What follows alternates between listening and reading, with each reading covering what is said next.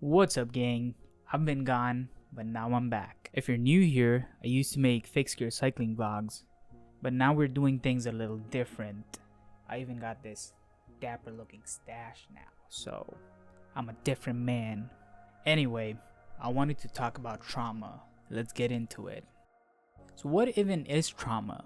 It is one of those words that get thrown out a lot, but what actually is it? Most people think of trauma as something extreme like war, abuse, major accidents, etc. And yeah, those things are definitely traumatic, but it's not just what happens to you, it's how your brain responds to it. When you go through a traumatic experience, three things happen to your brain. First, the logical part of your brain just stops.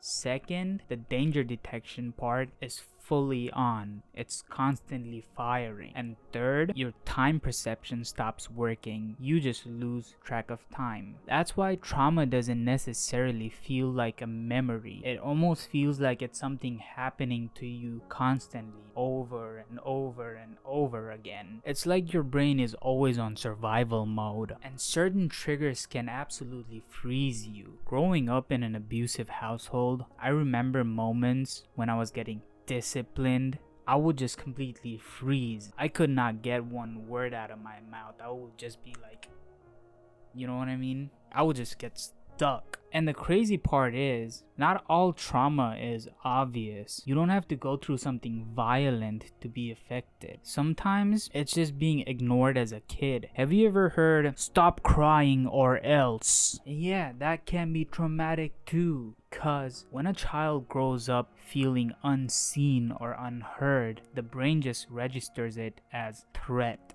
And this stuff doesn't just go away over time. It lingers. It shapes the way you see yourself and the people around you. So why do some people get stuck? Here's something interesting. Two people can go through the same exact experience and come out with completely different outcomes. Why is that? Well, it's not about what happened. It's about how it was processed. If you had support, if someone helped you make sense of it, you were given tools that helped you move on. But if you were left alone with it, if no one acknowledged it, and if you kept replaying the same thoughts over and over, you get stuck. And it doesn't help that a lot of the content on the internet helps people stay stuck. Like, think about it. How many posts have you seen that are like 13 signs you were traumatized as a kid? Or if you do this, you have childhood trauma. These things can be helpful for awareness for sure, but they also trap you in a cycle. You keep labeling yourself through these check boxes, and you subconsciously start to believe there's something broken inside you. And this belief will prevent you to ever coming out of this well of despair. Every time you try to emerge from this well, your subconscious will hold you back and keep drowning you in that well, and you just stay stuck there. But here's the good news though. Trauma isn't the end of your story. It's like Legos. You can take it apart and rebuild it. Your brain was rewired by trauma, and you can rewire it back again. You're not stuck this way forever. But how do you move on? First step is quite literally moving your body. You need to reconnect with your body.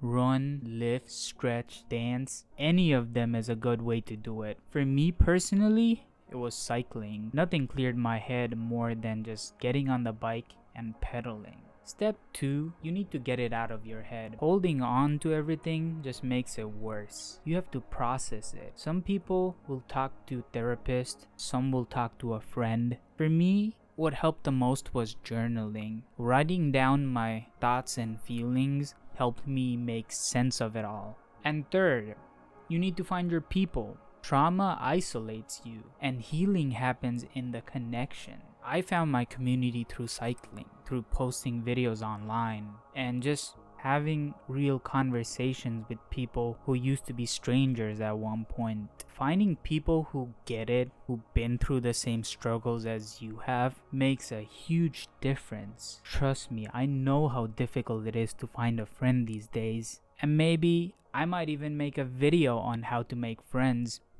Subscribe please and turn the notifications so you don't miss it. But just get yourself out there and you will find your people. Last but not least, you need to be mindful of the content that you consume. If you're always reading content that is reinforcing your trauma, it's gonna be hard to heal. And Instagram reels are notorious for farming on your trauma and depression. I remember going through some girl problems a while back, and one day I stumbled across this reel that said, "Oh, she's not interested in you, move on," or something like that. I don't even remember what it says. First, I didn't think much of it, but before I knew it, my feed was full of those posts. It was feeding on my pain and kept me stuck on that mindset. And I had to make intentional changes to fix that. And change is definitely possible. Trauma can shape you, but it doesn't have to control you. Time will pass, life will go on, and things just change.